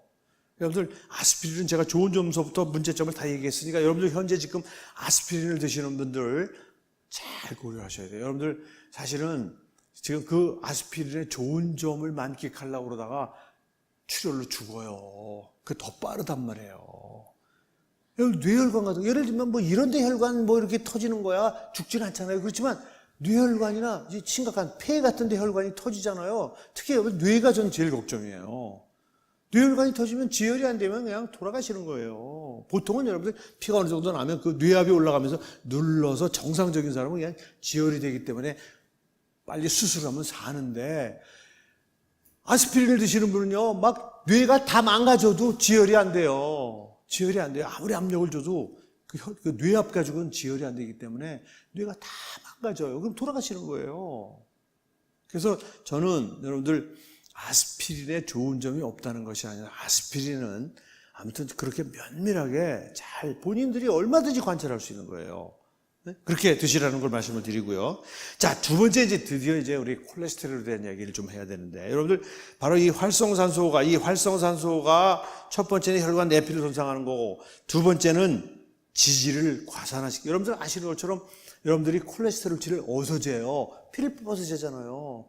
그런데 여러분들 제가 뭐라고 말씀드렸어요? 활성산소는 우리 몸에서 온 몸에서 만들어지게 돼 있어요. 생명 현상이 유지되는 한, 즉 산소와 포도당을 써서 에너지를 만드는 곳에서는 활성산소가 어디서든지 만들어지게 돼 있고, 현대인은 또 보다 많이 만들어진다며요. 그 만들어진 놈은 즉시 혈류를 타고 온몸을 돌아다니면서 제한된 시간 동안, 그냥 제한된 시간이에요. 왜냐면 계속 만들어지니까, 계속 공급이 되니까. 만들어진 놈은 금방 활성산소가 굉장히 불안정하기 때문에 금방 손상을 주고 없어지지만 계속 나온다 이 말이에요. 계속 끊임없이. 그래서 끊임없이 계속 혈관 내피를 손상시킬 뿐만 아니라 어떻게 해요? 피 속에 돌아다니는 콜레스테롤을 산화시킨단 말이에요. 여러분들 콜레스테롤 산화시킨다는 게 무슨 뜻인지 제가 조금 더 설명을 드리려고 그래요. 자, 여러분들 이 지질의 과산화는 동맥경화의 결정적 고리예요. 아까 제가 말씀드렸잖아요. 거품세포를 분석해 보니까 저 같은 면역학을 하시는 병리학자가 발견했어요. 그 면역병리 방법으로 염색을 해 보니까 그 세포가 거품처럼 보이는 세포가 알고 봤더니 산화된 콜레스테롤을 잡아먹은 대식세포였더라 하는 확실한 증거. 여러분 이건 학술적 확실한 근거예요. 응? 그러면 어떻게 되겠어요? 콜레스테롤을 어떻게 해야 돼요? 산화되지 않게 지키는 것이 정도예요. 제가 왜 이런 말씀을 드릴 것 같아요? 여러분들 아마 이제 지금 콜레스테롤 낮추는 약을 쓰시고 계신 분들이 많아요. 굉장히 많아요, 보니까. 그냥 병원에 가면은 그냥 콜레스테롤 검사한 다음에 그냥 200만 넘어가면 그냥 콜레스테롤 낮추는 약을 쓰는데, 자, 여러분들 우선 콜레스테롤이 뭔지를 제가 좀 설명을 드리겠습니다. 여러분들 콜레스테롤은 원래는 우리가 따로 음식을 통해서 먹을 필요가 없는 물질이에요. 하나님이 몸에서 필요하기 때문에 우리 몸에서 스스로 만들게끔 지어놓은 물질이에요. 그런데 실질적으로 우리가 콜레스테롤을 먹고 있어. 그래서 여러분들이 혈중에서 잰 콜레스테롤은 내가 만든 것도 있고 음식을 통해서 들어온 것도 있다는 걸 의미하는 거예요. 그 60, 70%라는 건 사실은 100%를 우리 몸의 간세포하고 지방세포에서 원래 만들어야 되는데, 우리가 콜레스테롤을 먹는 거야. 그래서 흡수가 되는 거야. 그러니까 우리 몸에서는 실제적으로 보니까 우리 콜레스테롤 200이라고 그러면 한 140, 50은 우리 몸이 만든 거고 한 6, 70은 밖에서 들어온 거더라. 이게 평균적으로 그렇다는 거예요. 여러분들 60, 70%만 만들게끔 주어서 된 얘기가 아니고, 원래는 콜레스테롤은 하나도 안 먹어도 돼요. 여러분들 예를 들어 밥을 먹으면 돼요. 여러분 밥을 드시잖아요. 그러면 밥이 먹고 에너지원으로 쓰고 밥이 좀 남잖아요. 그럼 뭐가 돼요, 여러분들? 중성지방이 되는 거예요. 그래서 여러분들 배에 가서 쌓이는 거예요. 똥배. 배. 아무튼 이 피하지방이라는 게 바로 뭐예요? 그게 중성지방이에요. 여러분 그 중성지방을 원료로 해서 콜레스테롤이 필요하다고 우리 몸에서 얘기를 하면, 그 중성지방을 가지고 콜레스테롤을 두 군데서 주로 간에서 만들어요. 주로 간에서 만들고, 그 다음에 급하면 지방세포에서도 콜레스테롤로 만드는 일을 한다는 거예요. 자, 여러분들, 여기 굉장히 아주 이런 강의를 여러분들 들어보신 일이 없을 거예요. 진짜로. 이건 여러분들이 아주 쉽게 제가 설명해요. 여러분들 콜레스테롤은 뭐예요? 지방이에요, 지방. 지방이 물에 녹습니까? 안 녹습니까? 지방은 물에 녹질 않아요. 그래서 여러분들 이 지방이 우리 몸에 뭐 필수 지방산 같은 거 굉장히 지방이 가서 아무튼 중요한 역할을 해야 되는데 물에 녹질 않기 때문에 지방 저 스스로 다닐 수가 없어요. 그래서 반드시 트럭이나 아무튼 뭘 타고 가야 돼. 자기 혼자는 목적지를 못 가요. 그래서 반드시 뭐에 타는지 아세요? 단백질이라고 하는, 여러분 단백질은 물에 녹잖아요. 단백질은 수용성이란 말이에요. 그 단백질에 올라타가지고 움직여요. 그래서 영어로 여러분들 보시면 알겠지만 라이포프로틴이라는, 프로틴은 단백질이에요. 라이포라는 말은 지질이라는 소리예요. 지질. 그러니까 프로틴이라는 트럭 위에 리피드라고 그러잖아요. 리피드. 그게 지방이에요. 콜레스테롤이라는 지방이 단백질이라는 트럭 위에 올라타서 가는 거예요. 그래서 그 단백질이 쫙 피를 타고 가가지고 필요한 곳에 지방을 내려주는 거예요. 지방을. 자, 그러면 여러분 생각해 보세요.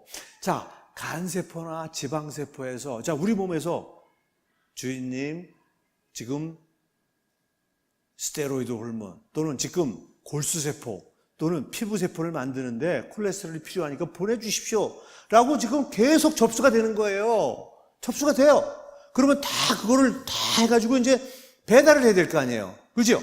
배달해요. 여러분 우리 몸 똑같다니까요. 배달을 해야 될 거 아니에요. 그러면 간세포나 지방세포에서 그 지금 말씀드린 트럭이 되는 단백질이 딱 와요. 그래가지고 거기다가 어떻게 하겠어요? 맨 처음에 왕창 실어요. 거기다가 콜레스테롤을.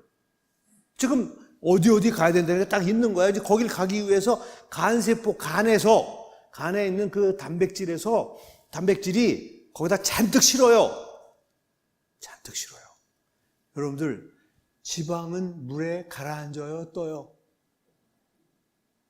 지방이 무거워요, 가벼워요? 가볍잖아요. 아, 그것도 모르세요? 아우. 아니, 목사님 성경만 가르치지 마시고 그런 것도 좀 가르치세요. 여러분들, 지방 뜨잖아요. 둥둥 뜨잖아요, 여러분들. 그죠? 우리가 그 공기가 가볍기 때문에 공기 튜브를 타고 우리가 수용하잖아요. 무슨 얘기냐면, 밀도가 낮아요, 지방은. 그러니까 맨 처음에 그 콜레스테롤을 만드는 장기에서 그 트럭에, 단백질이라는 트럭에 콜레스테롤을 왕창 실으면 너무 많이 실렸기 때문에 굉장히 가벼워요. 그래서 그걸 뭐라고 그러냐. 여러분들 LDL이라는 말 들어보셨죠? LDL. 그게 뭐의 약자면 Low Density Lipoprotein의 약자예요. 그러니까 지단백인데 밀도가 낮은 거라는 거예요. 근데 여러분 사실은 정확히 말하면 앞에 VLDL이라는 게 먼저 생겨요. 그건 뭐냐면 Very Low Density Lipoprotein이에요. 여러분들 그건 무슨 얘기냐면 맨 처음에 그 간이나 지방세포에서 단백질에 왕창 콜레스테롤을 실었을 때는 콜레스테롤이 너무나 많아가지고 너무나 가벼운 거야. 그게 바로 VLDL이에요. 그런데 그거는 즉시 바로 가서 나눠주고 나면 바로 LDL로 바뀌는 거예요. 베리 로우가 로우로 바뀌는 거예요. 그래서 그 짧은 기간이기 때문에 여러분들에게는 보통 강의하시는 분들이 VLDL은 얘기 안 해요. LDL만 얘기해요. 왜냐하면 LDL은 레인지가 넓어요. 그냥 그 굉장히 밀도가 낮은 VLDL 짧은 기간을 빼고 다니면서 뭐 여러분 생각해보세요. 우리 몸에서 계속 세포가 만들어지거든요. 그럼 세포막의 원리예요. 그게 원료라고. 거기에 보내줘야 돼. 세포마다. 피부세포 계속 만들어지잖아요. 골수세포 계속 만들어지잖아요. 정자난자 계속 만들어지잖아요. 그거 보내줘야 돼요. 원료를 보내줘야 된단 말이에요. 그래서 거기에 그러니까 배달을 하러 가면서 점점 콜레스테롤이 점점 떨어져 나가면은 점점 밀도가 높아지는 거예요. 그래서 다 나눠주고 나서 콜레스테롤을 사용을 하고 나면은 찌꺼기가 남습니다. 그 찌꺼기를 거두어 돌아오는 콜레스테롤이 바로 HDL이라는 거예요. 여러분 성격이 전혀 다른 거예요. LDL과 HDL은 성격이 전혀 다른 거예요. 그런데 마치 많은 전문가들은 LDL은 건강에 나쁜 콜레스테롤, HDL은 좋은 콜레스테롤이라고 그렇게 오도를 하고 있어요. 국민들에게. 이거 잘못 가르치고 있는 거예요. 여러분들, LDL이 바로 콜레스테롤인 거예요. LDL이. 그 LDL이 없으면 어떤 일이 생기는지 제가 여러분들 좀 이따 설명을 드릴 거예요. 하나님이 그 LDL을 우리 몸이 쓰게끔 만들어 놓으신 물질이에요. 그래서 우리 몸에 스스로 만들게끔 어디에서? 간세포하고 지방세포에서 만들게 지어 놓으신 거란 말이에요. 여러분들 여기 써 있잖아요. 그 밑에. 세포막의 원료예요. 여러분 이걸 잘 보셔야 돼요. 그래야 콜레스테롤 낮추는 약의 부작용을 알 수가 있어요. 세포막의 원료예요. 여러분들 우리 몸에서 지금도요 계속해서 피부세포는 계속 새로운 세포가 만들어지고 있어요. 머리카락 여러분들 5년 주기로 머리카락 떨어져 나가고 머리카락 밑에 모근 세포가 계속 떨어져 나가고 새로운 모근 세포가 공급돼 가지고 새로운 머리카락이 나오고 이러는 거예요. 여러분들 항암제가 바로 그런 세포를 죽이는 거 아니에요? 이 증식하는 세포를. 그래서 머리카락이 또 빠지는 거예요. 피부가 까칠해지고 머리카락이 빠지는 거예요. 그 다음에 막 토하는 이유가 뭐예요?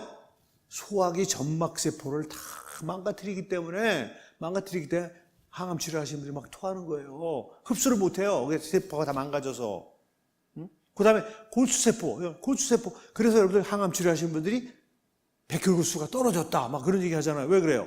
골수세포를 죽이기 때문에 그런 거예요. 골수세포를 죽이기 때문에. 골수세포도 세포 아니에요. 그럼 세포막을, 여러분 세포를 하면 세포막이 없으면 세포가 아니에요. 그게 원래 끊임없이 콜레스테롤이 필요한 거예요. 그뿐이에요? 스테로이드 호르몬의 원료. 우리 몸은 여러분들 제가 그 안식일의 의미에 얘기하면서 이 부신이라는 거 얘기해요. 부신에서는 스트레스 호르몬이라는 게 스테로이드 호르몬하고요. 아드레날린, 이 스트레스 호르몬이에요. 이게 다 콜레스테롤의 원료예요, 원료. 만드는 거예요. 원료예요, 원료. 여러분들 섹스 호르몬, 남녀 성 호르몬도 콜레스테롤의 원료예요. 여성들 여러분들 콜레스테롤 낮으면요. 여성스러워지지가 않아요. 피부도 그냥 거칠해지고요. 이 콜레스테롤 낮으면 이따가 얘기 나오겠지만 아무튼 스테로이드 호르몬이 우리 몸에서 얼마나 중요한 건데요. 그게 원료가 바로 콜레스테롤이에요. 그 다음에 여러분들 담즙이 어디서 만들어져요? 간에서 만들어집니다. 간에서 만들어져 가지고 담낭에 고여 있다가 뭘 먹으면 여러분들 지방질을 먹으면 지방질을 소화하기 위해서 바로 나가는 거예요. 그게 여러분 담즙이라는 게 비누예요. 비누. 별거 아니에요. 여러분들 무슨 그 담즙 가지고 엄청난 우르스 데석시콜릭 애시드가 저거 해가지고 대단한 웅담을 먹으면 저거 하는데 여러분들 그 담즙은 비누예요. 비누. 왜? 지방은 들어오면 소화 효소하고 만날 수가 없어요. 물에 녹질 않기 때문에. 그래서 담즙이 거기 섞여야 마치 여러분들 기름 묻은 손, 비누 하면은 물에 잘 닦이는 거하고 똑같은 거예요. 물에 섞이게 해주는 역할을 하는 거예요. 그러니까 이 리파제라고 하는 이 지방 분해 효소가 지방을 분해하려면 만나야 되는데 이게 물에 안 녹기 때문에 못 만나요. 담즙이 딱 중간에 서가지고 만나게 해주는 거예요. 여러분 그 담즙 우리가 요즘 얼마나 지방을 많이 먹어요. 그때 담즙이 없으면 소화가 안 돼요. 담즙이 얼마나 많은 양이 나오는데요. 그 담즙의 원료가 콜레스테롤이에요. 그 다음에 여러분들 또 하나 뭐가 있는지 아세요? 신경세포는 뇌 속에 있잖아요. 그 신경세포에서 나온 섬유가 그게 신경이에요. 그게 신경. 근데 여러분 신경이라는 게 뭔지 알아요? 전기적인 자극이에요. 전기가 전달돼가지고 여러분 아픈 거 느끼게 하고 움직이게 하는 거예요. 전기적 자극이에요. 그러면 여러분 전선이 여러분 잘 보세요. 전선에 반드시 전선을 쌓아놨죠? 그렇죠? 전선을 쌓아놨잖아요. 여러분 전선이 그냥 선 지나가는 거 노출된 거 보셨어요? 이게 신경에서 나온 신경 섬유가 나가는 전기가 흐르는데 그 전기가 바깥으로 새지 않게끔 쌓아주는 수초가 있는데 수초가 그냥 계속된 게 아니라 이렇게 매듭식으로 이렇게 수초가 싸고 있는데 그게 바로 콜레스테롤이에요. 콜레스테롤. 그게 원료예요. 수초의 원료란 말이에요.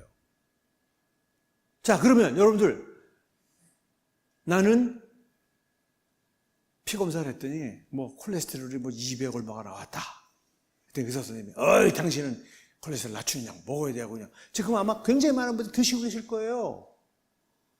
자, 여러분들에게 어떤 태도를 가지셔야 되냐면, 콜레스테롤이 만일에 의사 선생님이 높다고 한다면 왜 콜레스테롤이 높은 걸 생각해 보셔야 돼요. 제가 안타까운 게 우리 의료계에게 제가 얘기하는 것 중에 안타까운 게 뭐냐면, 콜레스테롤이 이분이 왜 높아졌는지는 절대 그걸 스타디 하시는 분이 없어요. 무조건 낮추는 약을 줍니다. 여러분들, 우리 크리스찬이에요. 우리 크리스찬들은 하나님의 질서를 존중해야 돼요. 하나님이 만들어 오신 질서를 그렇게 인위적으로 한번 왜 높아졌는지 생각도 안 하고 낮추는 자세는 우선 잘못됐어요. 그게. 제가 우선 그거부터 말씀드리는 거예요. 여러분, 예를 들면 갑상선 호르몬이 너무 많이 나오면 왜 호르몬이 많이 나오는지 그냥 조사를 막 해요. 그래서 알고 봤더니 이분이 갑상선염이 걸려서 그렇더라고. 갑상선을 치료를 합니다. 이 갑상선을 치료를 해요. 근데 왜 이 콜레스테롤이 높은 거는 왜 이분이 콜레스테롤이 높은지에 대한 스타디는 왜 안 하는 거예요? 안 해요. 전혀 안 해. 그리고 무조건 낮은, 어떤 사람은 콜레스테롤을 많이 쓰는 사람도 있고 좀 적게 쓰는 사람도 있고 그런 거예요. 물론 우리가 밝혀내지 못했지만 콜레스테롤의 대사 과정에 문제가 생겨서 콜레스테롤이 비정상적으로 높은 사람이 있지요. 그러면 그 원인을 찾아야 돼요. 여러분, 콜레스테롤 만드는 건 간세포 아니면은 지방세포라고 그랬잖아요. 거기에 무슨 문제가 있는 건지, 콜레스테롤이 파괴가 돼가지고 이게 대해서 돌아야 되는데, 뭐가 문제가 있는지 그걸 찾아야 되는데, 그냥 무조건 콜레스테롤을 낮추는 약을 드시면 어떤 일이 생기는가를 제가 보여드릴게요. 콜레스테롤을 낮추면 첫 번째, 여러분들 연구에서 제일 잘 알려진 게 뭐냐면 당뇨가 잘 생긴다는 거예요. 여러분들, 당뇨 환자가 되게, 당뇨 환자들 콜레스테롤 좀 높으면 무조건 콜레스테롤 낮추는 약을 줍니다. 의사 선생님들이. 그런데 당뇨를 악화시킨다는 거예요. 당뇨 환자가 아닌 분은 당뇨가 되는 경우도 꽤 있다는 거예요. 이거 제일 아주 심각한 문제예요. 당뇨가 생긴다는 거예요, 여러분들. 콜레스테롤 낮추는 약을 먹었을 때 부작용, 여러분 지금 얼마나 당뇨 환자가 많은지 몰라요. 그 당뇨 환자, 굉장히 많은 환자 중에 콜레스테롤 낮추라고 먹는 약 때문에 생긴 사람들 얼마인지 모르지만 있을 거라고 저는 분명히 믿어요.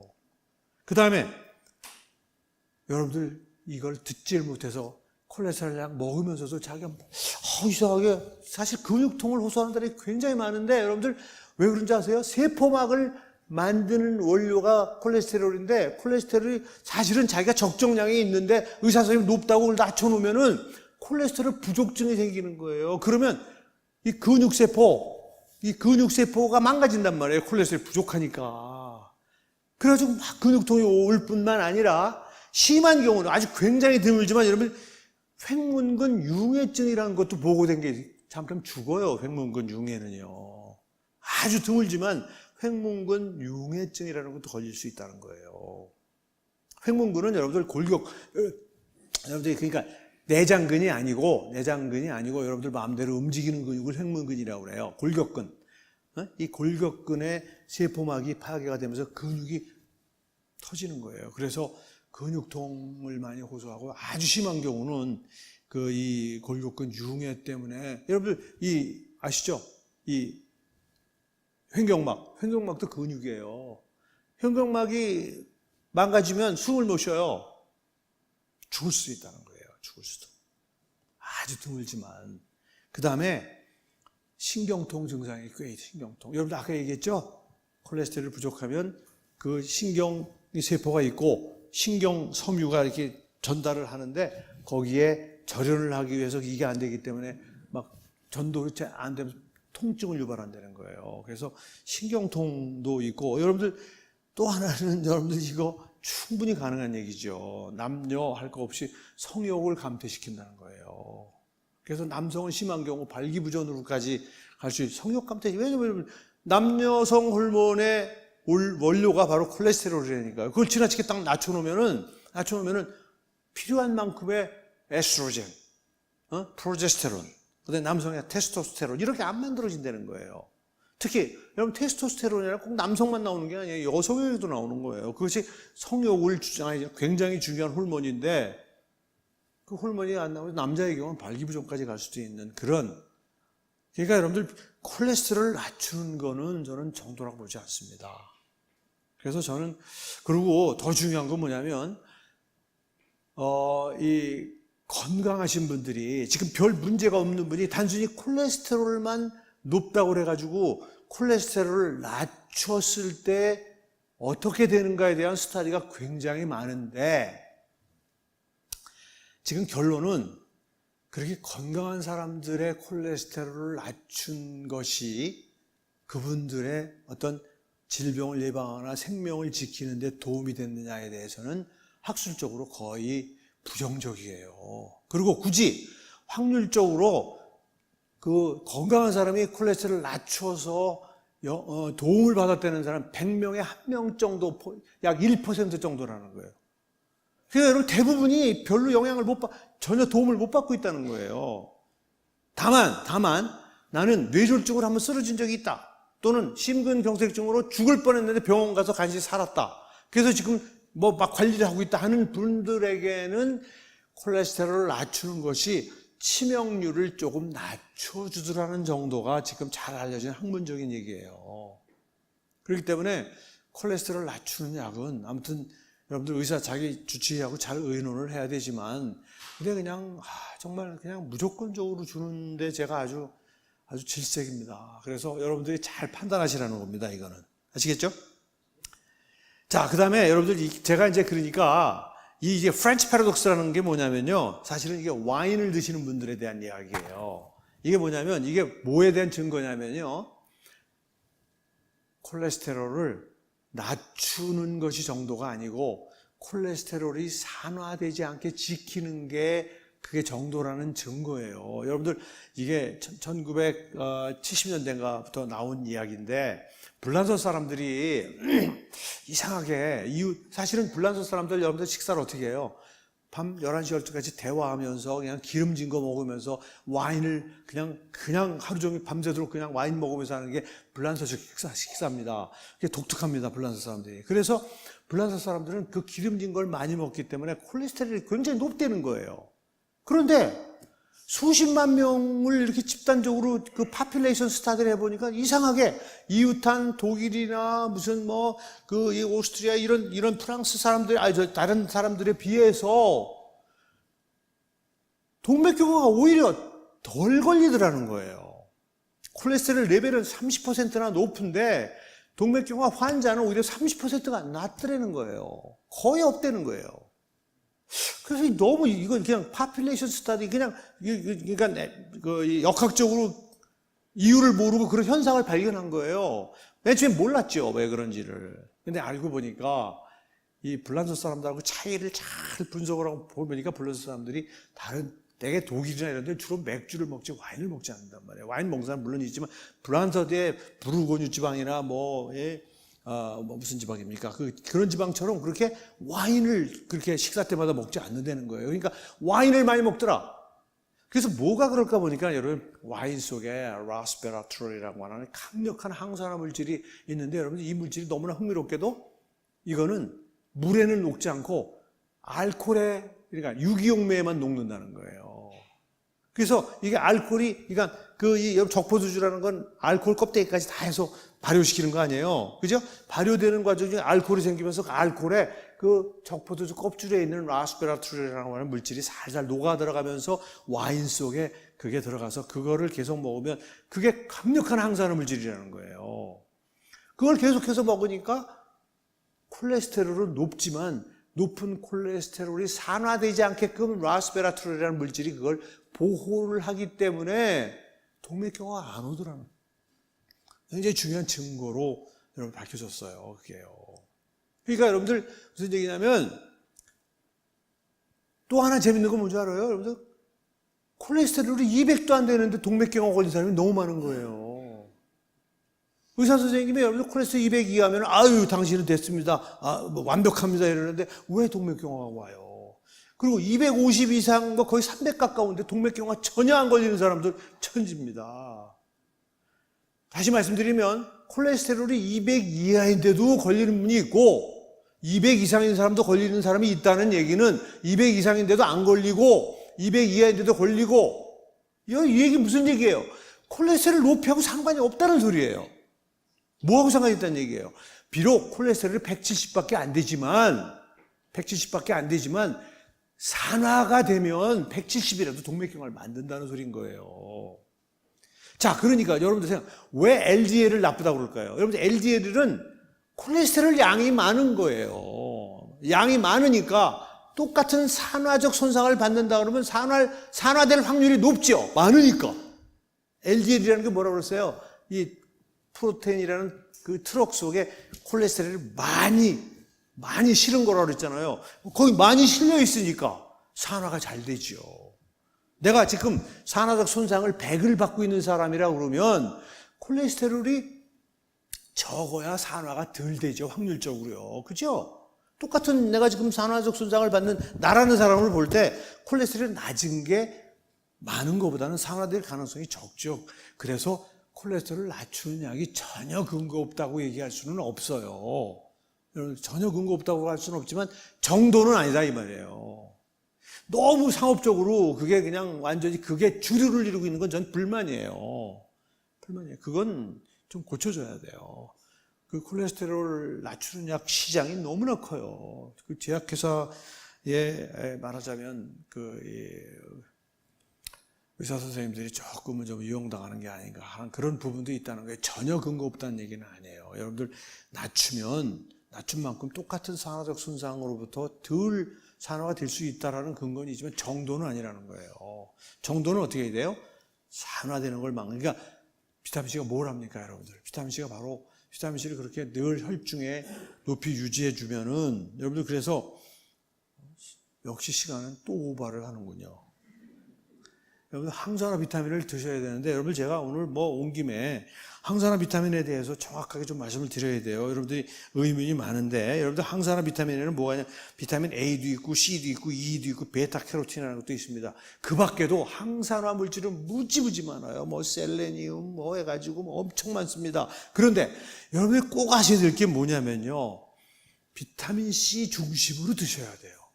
왜 그러냐면 학문적으로 여러분들 그 설명을 드릴게요. 여러분 지금 제가 비타민C를 포함한 항산화제의 특성은 이놈이 여러분 항산화 기능을 우리가 기대하는 거 아니에요. 그러니까 활성산소 같은 게 이 산화 촉진 물질인데 항산화제가 그걸 막는 거거든요. 근데 여러분들 그 화학적인 내용이라 여러분들이 깊이 있게 학문적인 얘기는 못하지만 무슨 얘기? 항산화제가 항산화 기능을 하고 나면 그 물질이 독성이 강한 물질로 바뀌어요. 예를 들어 드릴게요. 여러분들 비타민 E를 우리가 알파 토코페롤이라고 그래요. 비타민 E. 여러분 비타민 E만 드시는 분들 계시죠? 비타민 E를 우리가 알파 토코페롤이라고 하는데 여러분들 굉장히 좋은 동맥경화를 막는 물질이라고 잘 알려져 있어요. 그런데 이놈이 그 콜레스테롤이 산화되는 것을 딱 막아주고 나면은요, 막는단 말이에요. 막아주고 나서 이놈이 뭐가 되느냐? 알파 토코페록실 레디칼이라는 물질이 돼요. 레디칼이라는 물질이 돼요. 레디칼. 여러분들 아시죠? 마치 선한 일을 하고 딱 돌아서서는 강도가 되는 거하고 똑같은 거예요. 비타민 E가 항산화 기능이라는 좋은 일을 하고 나서 딱 일을 하고 나면은 강도가 돼요. 칼을 든 강도가. 그래서 우리 몸을 공격을 합니다. 여러분 무슨 얘기냐면 그래서 우리 몸은 어떤 시스템이 되어 있냐면 비타민 E가 항산화 기능이라는 선한 일을 하고 나서 강도가 되자마자 교화작용해서 빨리 원래 비타민 E로 바꿔주는 시스템이 되어 있어요. 그게 바로 비타민 C예요. 무슨 얘기인지 아시겠어요, 여러분들? 비타민 C는 그 나쁜 놈으로 바뀐 비타민 E를 원래의 선한 비타민으로 환원시켜주는 역할을 비타민 C가 하는 거예요. 그래서 비타민 C는 수용성인 거예요. 비타민 E는 지용성이잖아요, 여러분. 수용성이라 엄청나게 빠른 속도로 다니면서 그 일을 해야 되는 거예요. 비타민 C는 그래서 수용성인 거예요. 유일하게. 무슨 얘기인지 아시겠어요?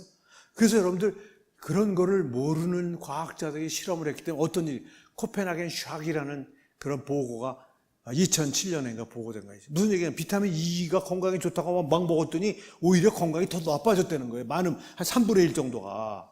그럼 왜 그런지 아세요? 비타민C를 충분히 먹지 않고 비타민 E만 가지고 있기 때문에 그런 거예요. 비타민 E만 하면은 이걸 빨리 돌려주는 시스템이 없기 때문에 비타민 E가 오히려 우리 몸의 건강을 망가뜨려요. 뭐 암을 더 촉진시켰다는 얘기도 있고 뭐 동맥경화를 더 나쁘게 했다는 막 그런 보고가 막 쏟아져 나와가지고 쇼킹하다. 그래가지고 코펜하겐 리포트가 아니고 코펜하겐 샥이라는 보고가 나왔었던 적이 있어요. 여러분들, 그런데 너무나 흥미롭게도 이 코펜하겐 샥이라는 현상이 동물에서는 나타나지 않더라. 왜 그럴 것 같아요? 동물은 비타민C를 만들거든요. 동물들은 비타민C가 꽉 차 있어요, 몸에. 그리고 비타민 E나 비타민 A, 베타캐로틴을 뭘 먹어요? 음식을 통해서 먹는단 말이에요. 그러니까 그놈들이 우리 몸에 들어와서 비타민C가 꽉 잠겨 있는 상태에서 비타민 E가 항산화 기능을 하잖아요. 그러면 나쁜 놈이 되자마자 몸에서 만든 비타민C가 즉시 원래대로 돌려주는 시스템이 동물에게는 완벽하게 있는데 사람은 비타민C, 나는 과일 별로 안 좋아해요. 그래서 안 먹는 사람도 있어요. 아시잖아요. 나 과일 잘 안 먹는 사람들. 꽤 있어요. 그런 사람들이요. 그래서 비타민C 레벨이 낮은 사람에게 비타민 E를 가지고 실험하면요, 비타민의 독성이 나타나는 거예요. 우연히 비타민C를 많이 먹는 사람이 비타민 E를 가지고 실험하면 기가 막힌 효과가 나타나는 거죠. 아주 그 두 개의 콤비네이션에 의해서 항산화 기능이 더 아주 그 배가 된, 즉 시너지즘이 나타나는 건데, 비타민C 바탕이 없는 사람이 비타민 E만 가지고 건강을 지키겠다고 그러면 독성이 나타난다라는 게 밝혀진 거예요. 그게 암스테르담인가 그 코펜하겐에 있는 연구소에서 그걸 한 거란 말이에요. 코펜하겐, 덴마크의 그 코펜하겐 그 연구소에서 그 굉장히 중요한 그 연구소가 있어요. 거기에서 그 수십만 건의 그 연구, 지난 몇십 년 동안 한 걸 해서 보니까, 야, 함부로 이거 먹으면 안 되겠다. 항산화 비타민 좋은 줄 알았더니 이렇게 독성이. 그래서 제가 편지를 보냈어요, 그때요. 그리고 제가 쓴 영어책에 그 해명하는 글도 써놨고요. 그게 비타민C의 특성을 모르시는 분들이 그거를 연구를 했기 때문에 그런 것이다. 그러니까 여러분들, 비타민C를 먼저 충분한 양, 제가 얘기한 대로 아침, 점심, 저녁에 2,000씩 드셔서 몸에 충분한 양이 있는 상태에서 복합 비타민을 드셔야 된다는 거예요. 여러분들, 다른 항산화 비타민은 비타민C를 드신 후에, 동물들은 여러분들 그 반증이 바로 동물들에서는 그런 비타민 E의 부작용이 안 나타나더라 이거예요. 비타민 A의 부작용이 안 나타나더라. 베타캐로틴의 부작용이 안 나타나더라 이거예요. 왜?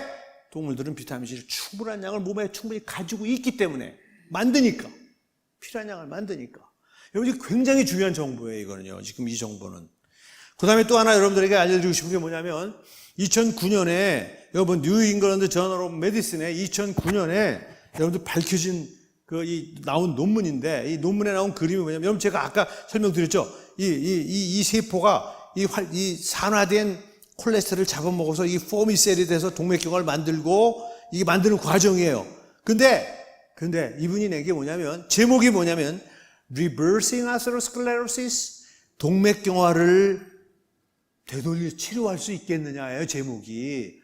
치료 가능성이 있다는 거예요. 무슨 얘기냐면, 비타민C나 각종의 라스베라트롤, 이 적포도주 같은 그런 항산화제를 꾸준하게 드시면 동맥경화가 만들어지는 과정의 반대 과정을 통해서 생겼던 그 포미셀이 없어지면서 동맥경화가 치료가 될 수 있다는 그런 가능성을 2009년에 세계 최고의 권위 의학 잡지에서 발표를 했어요. 뉴 잉글랜드 저널 오브 메디슨은 여러분들 임팩트 팩터가 60에 가까운 세계 최고의 잡지라고 그랬잖아요. 거기에 이런 2009년에 이미 발표가 됐고, 저는 사실은 우리 부모님들을, 우리 장모님, 장인어른을 지금 제가 그런 주장을 했다가 의료계로부터 엄청 무식한 소리 하지 말라고 말이야.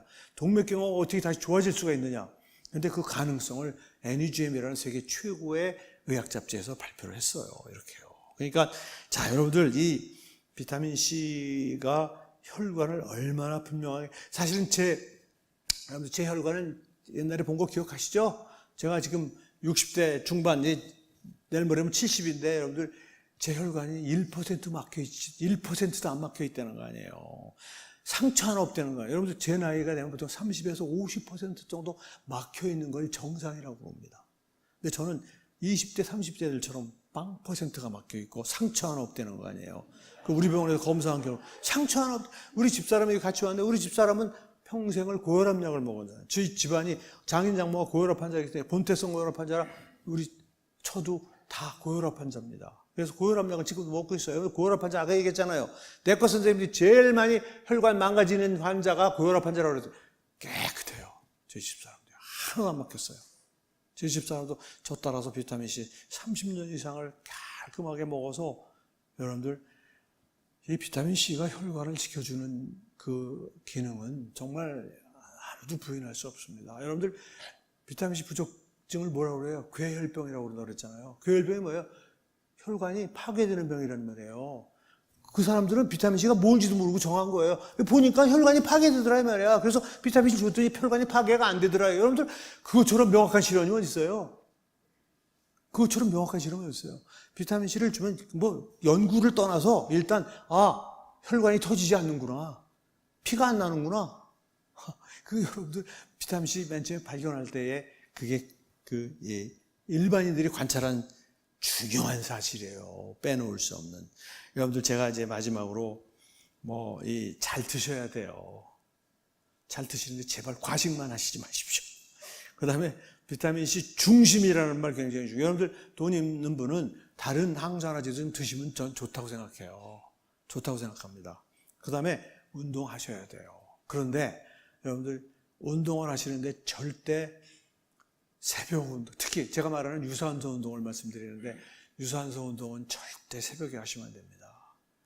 새벽에 하시면요 혈관 다 망가져요. 아무리 비타민C를 드셔도 새벽에 활성산소가 많이 나오는 거는 막아줄 방법이 없어요. 비타민C는 6시간 만에 다 혈중에서 사라지기 때문에 저녁 때 비타민C를 드셨어도 새벽 4, 5시가 되면 혈중에 비타민C가 하나도 없어요. 그러니까 아침 식사 전에 뛰는 운동하지 말라는 거예요. 여러분들 그걸 오래 하죠? 그럼 활성산소가 폭발적으로 더 많이 나와. 차라리 운동 안 하는 사람보다 더 빨리 죽을 수도 있어요. 진짜로요. 새벽에 가서 그냥 호텔에 가서 뛰고 수영하시는 분들이 오늘도 나는 뿌듯한 마음으로 출근한다. 뿌듯하지 않습니다. 혈관은 빨리 망가지고 있다는 사실을 아셔야 돼요. 비타민C 드셔도 소용없어요. 그러니까 여러분들 유산소 운동은 일단 아침 식사 후에 anytime 저는 철저하게 저녁 9시, 9시 반에 뜁니다. 일주일에 2-3번 정도를요. 10km를. 그거를 거의 30년 가까이 했는데 그렇게 운동을 해서 활성산소가 많이 나오고 여러분들 밥 먹고 나서 한 2-3시간에 피 속에 비타민C가 꽉 찰 때 저는 뛰는 거예요. 그럼 비타민C가 기다리고 있잖아요. 활성산소 나오면 다 중화하기 때문에 활성산소가 혈관을 공격할 시간이 없는 거예요. 여러분들 과학이라는 게 이래서 무서운 거예요. 저는 그거를 거의 30몇 년을 철저하게 실천하는 사람이에요. 정말 그렇게 했더니 혈관이 깨끗한 거예요. 활성산소의 공격을 완벽하게 비타민C 가지고 막은 증거 아니겠어요? 저는 그렇게 믿습니다. 여러분들 아무튼 그 다음에 여러분들 스트레스 확실한 동맥경화의 원인이에요. 우리 크리스천들 신앙생활 저는 정말 너무너무 복받은 거라고 생각합니다. 더군다나 하나님 이상 믿을 분이 누가 있습니까, 여러분들? 그죠? 하나님 최고 아닙니까? 그죠? 하나님 믿을만 하잖아요. 그죠? 그러면 우리는 평안함이 오는 거예요. 제가 강의했잖아요. 여러분들 왜 신앙을 가진 사람들이 더 건강한지. 스트레스를 가장 확실하게 하는 것이 뭐라고 그랬어요? 그게 바로 안식이라고 그랬잖아요. 휴식이 아니라 안식. 안식의 개념과 비타민C 제가 여러분들 다시 한번 가서 보세요. 여러분들 무슨 소리야? 그러면 여기 이 사랑 침례교회에서 한 강의에 안식의 이 정확한 건강과 관련된 그 안식이 어떤 의미인가를 제가 설명해 놨으니까 여러분들 스트레스를 해결하는 가장 중요한 거라는 걸 말씀드리면서 결국 1시간 반을 했군요. 죄송합니다. 마치겠습니다. 강의.